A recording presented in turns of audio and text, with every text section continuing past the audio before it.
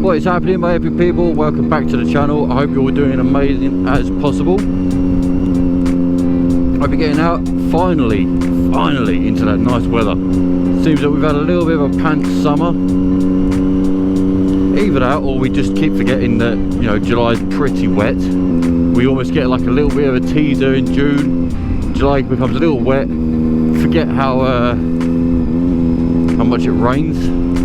And all of a sudden August we get it all back again. So today's topic, I thought I would do a little video on road positioning and where to place yourself in regards to the circumstances, situations, things like that.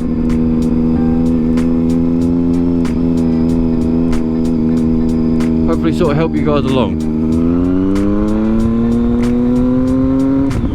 Now there are two ways I'm going to talk about your road positioning today. Now one way is the more advanced riding, which I'm only going to touch on briefly because our main focus really is for this to be how you would want to be seen riding for your Mod 2 test. Now let's begin at the very beginning for road positioning. Now your key placement should be, first and foremost, the dominant position. Now what I mean by that is if you break the road down into three sections, you have number 1, number 2 and number 3.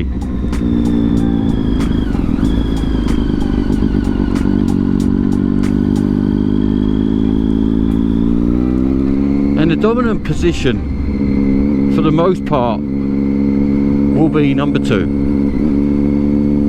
Right in the middle of the road.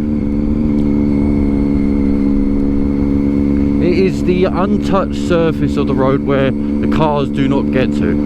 The car tyres usually get positions 1 and 3. Now some people say that position 2, right dead centre, is not a good place to put your motorcycle because it's where all the debris and crap and rubbish and whatever else is. But actually, if you look at this piece here, this is a perfect example.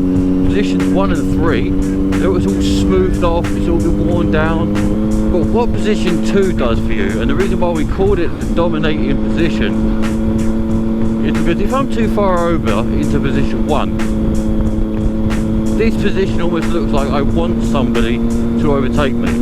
It's inviting. It doesn't look like I know how to handle my lane. And it almost gives people the chance to do so. Position 2 shows that I'm there, you know, this is my lane, you know, I've got control of it, but it's not too offensive. Now position 3, on the other hand, when you're a little bit further over, towards the centre line, it can come across a little bit aggressive. It looks like you're always ready to overtake. So they're the positions 1, 2 and 3. We'll just keep it nice and simple. There are other numbers, but I'm not going to go into that. There are plenty of other sources of that on YouTube. So coming up to a left bend, to be on the safe side, I'll edge more towards position 1. And for a right hand bend, I'll do the same. What it does is it can keep us out of harm's way. Now position 2 is good for this too, just as long as you're not going into towards position 3 and getting your head over that centre line. At least with position 1, not right in the litter though. You don't want to be right over in the dirt and where all the debris is and we'll pick up loose screws and nails and things like that. But just right here's position 1. It will do you just fine. You're close enough to the curb, as you come round, you're not then edging anywhere towards the opposite side of traffic, and it gives you a little bit of a leg room to move around a bit. It gives you that bit of breathing space from oncoming traffic if it just happens to creep onto the other side of the road, which anybody with road experience happens to know they will do from time to time.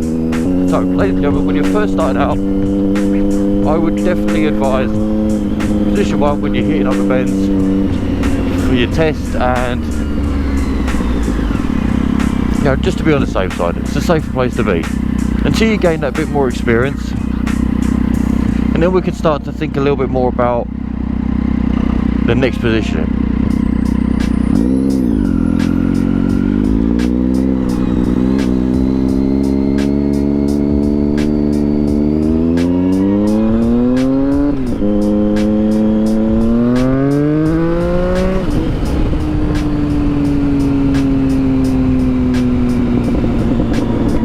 Now this next set of roads that I'm about to hit up, this is where it becomes quite important to dominate your lane, because we are going onto a dual carriageway. It's a 70-mile-an-hour limit.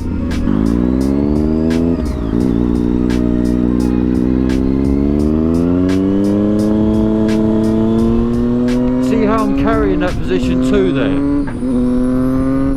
I'm not carrying position 3, trying to creep over the line.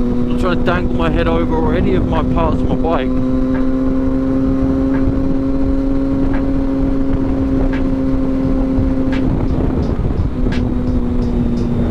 What I am going to do here is give myself that nice dominant position, position 2. So even though I'm not as big as the other vehicles on the road, it doesn't matter. People don't then feel like that they want to push me around.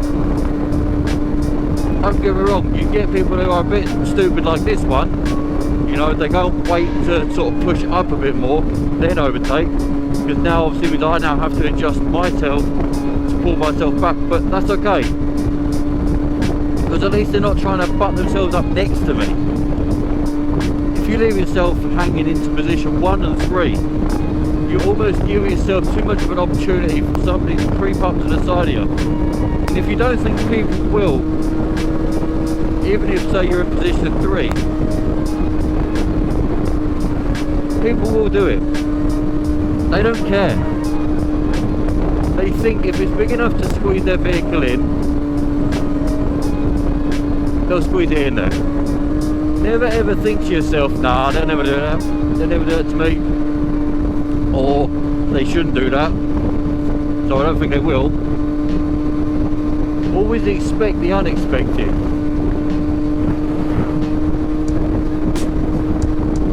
Yes, it is a very bizarre thing to do, but it happens. And at least this way, if I'm not in position 1, I don't even have to swing across the whole lane to get over into the overtaking lane. Whole lane.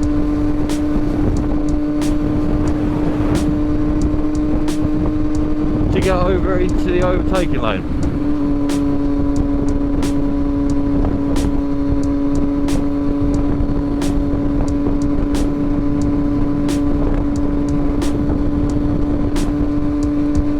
And while we're on this matter of road positioning and where you should be, the dual carriageway is a perfect conversation to be having.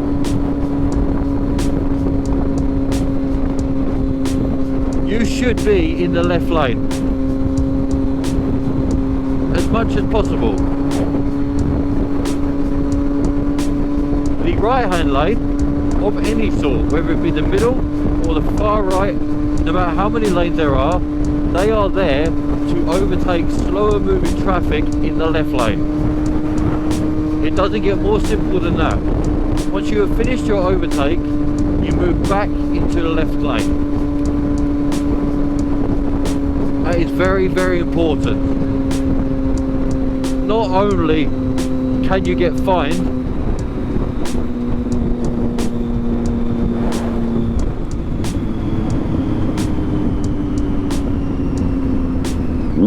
but it's not good manners, because then it encourages people to undertake you in the left lane.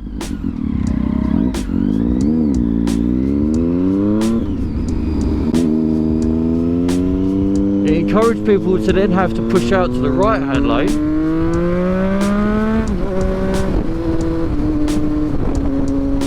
Sometimes having to then go faster than they'd actually like to be. Alright, granted that is on the person, they don't need to be speeding, but we all know people will. So I've got nice big wide lanes here. Position 2 will do just fine. most cases. Now, don't get me wrong, you don't have to be rigid and only stick to that lane. And this is why it's very important to have good vision.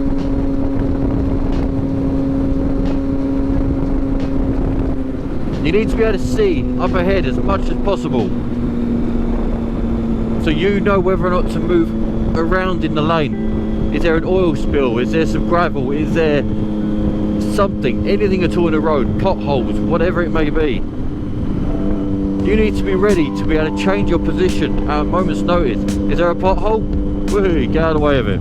Yeah, is there another one? Ooh, oil spill. You need to be able to move across the lane freely. If you are so rigid and stuck to one position, then that's not going to be very good at all. Now we're starting to get into the more advanced stuff. Now personally, I wouldn't sit myself always in position 2.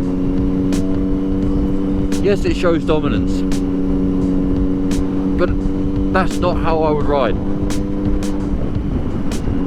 I would ride with a more advanced approach to it. Yes, I'm always looking out for potholes, spills, or anything that might hinder the position and the line I choose to take. So I've always got to be flexible and willing to move around. You have to be flexible, but you also have to give yourself as much vision as possible too. So when you're coming around bends and twists and turns, sometimes I might more adopt position 3. So one, I can be seen that little bit sooner, but also so I can see around the corner a bit better. But bear this in mind, you have to always be ready to move around at a moment's notice. So if anything is coming from the other side of the road, you are ready to take it on and move out of the way. So your road position is definitely something worth thinking about, because it can line you up for a nice smooth entry and exit into the bends and out of the bends,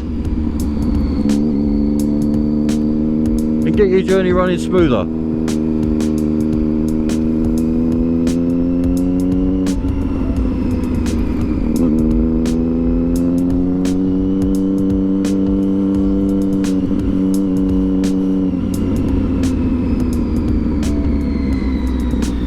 Little things like here, so I'm putting myself in position 3 so I can see past the bus, see around it all, so I know what's to come.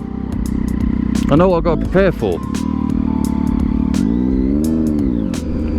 Anyway then, my dudes, I'm going to close this one off here. I shall catch you all in the next one. Peace out.